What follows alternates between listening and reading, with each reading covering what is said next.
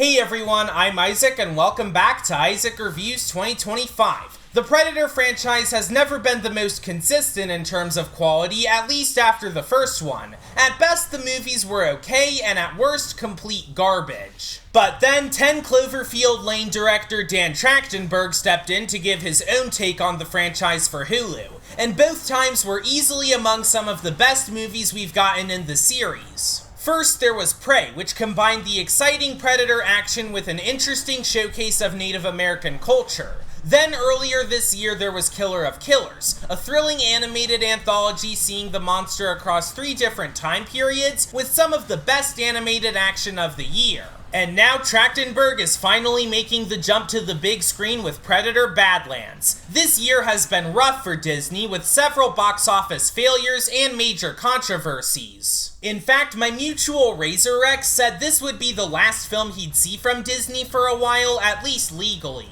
But I've always supported the creatives over the company, and that definitely applied to Badlands, even if it was one of their subsidiaries that produced it, because it looked really good. And after seeing it 2 days early in Dolby Cinema, I can safely say that it's another slam dunk from Dan Trachtenberg. He said it!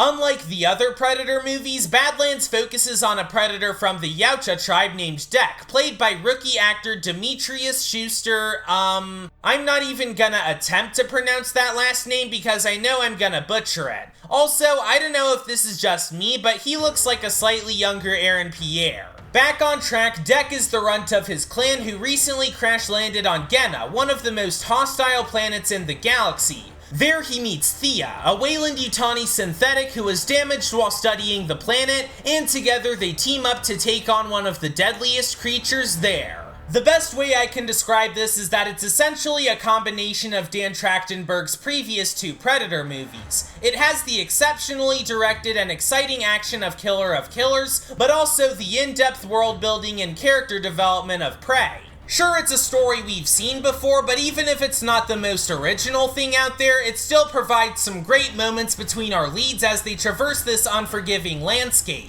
Elle Fanning was surprisingly entertaining as Thea with so much charisma and charm to her performance. And even if his dialogue was only in the Yautja language, Demetrius Schuster was also great as Thek in both his mannerisms and his dynamic with Thea. There's also a bit more comedic moments than I was expecting, and while I do wish the movie could have done a better job balancing these moments with its otherwise serious tone, they were still amusing and provided some much needed levity. But of course, it's not a Dan Trachtenberg Predator movie without some stellar action, and man did he deliver. On top of the great score and beautiful cinematography, the fights take full advantage of the setting and the characters' abilities, not to mention how creative the creature designs are. Even if some of them were brought to life through practical effects, Badlands has a lot of CGI effects and environments to the point where every shot of the film had VFX work done on it, and yet it still looks absolutely stunning. I know Avatar: Fire and Ash is basically guaranteed to win Best Visual Effects at next year's Oscars, but I feel like this should at least get a nomination.